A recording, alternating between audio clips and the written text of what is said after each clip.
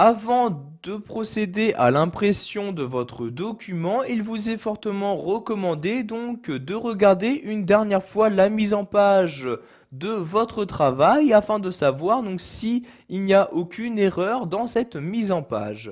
Donc nous allons donc voir ici comment préparer votre impression sous Word 2010. Pour ce faire, vous allez vous rendre en haut de votre écran et cliquer ici sur l'onglet mise en page. Donc une fois dans cet onglet-ci, vous allez pouvoir gérer la mise en page de toutes vos feuilles. Vous pouvez par exemple gérer la longueur donc de vos marges en cliquant ici sur marge comme ceci.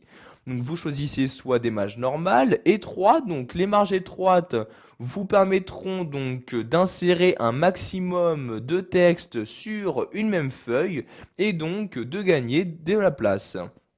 A l'inverse, si vous souhaitez donc vraiment espacer au maximum votre texte, vous pouvez insérer des marges larges comme ceci. Donc je vais par exemple ici insérer des marges étroites comme ceci. Donc vous pouvez voir que les marges sont beaucoup plus petites. En effet, donc mon texte se rapproche vraiment au maximum du bord de la feuille et cela me permet par conséquent donc d'afficher un maximum de texte sur la même page. A l'inverse, donc si je souhaite augmenter la taille des marges, je reclique ici sur marge comme ceci et je vais par exemple mettre ici des marges larges comme ceci. Je clique sur large et vous voyez donc les marges sont beaucoup plus conséquentes. Donc je vais aussi remettre les marges à leur état initial. Je clique donc ici sur marge puis sur normal comme ceci.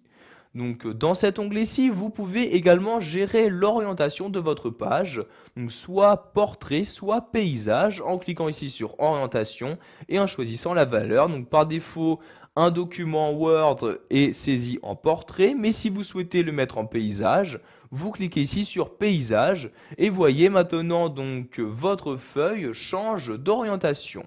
Nous allons ici remettre le mode portrait, je reclique pour cela sur orientation et je clique ici sur portrait comme ceci.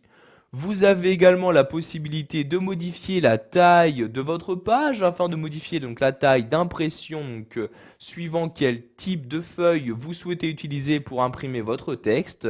Donc, pour modifier la taille, je clique ici sur taille comme ceci et donc les différentes tailles présentes sous Word 2010 vous sont proposées dans le menu qui vient d'apparaître.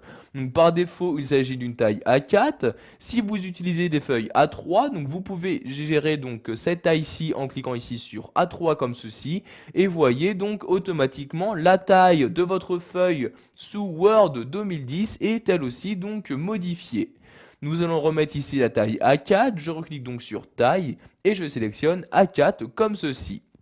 Vous avez également la possibilité de diviser votre texte en différentes colonnes en cliquant ici sur colonne. Vous voyez par défaut il n'y a bien évidemment qu'une seule colonne. Vous pouvez par exemple mettre deux colonnes sur une même page. Donc vous voyez ici je clique sur deux comme ceci et maintenant donc mon texte apparaît donc toujours sur la même page mais cette fois-ci est divisé donc en deux colonnes.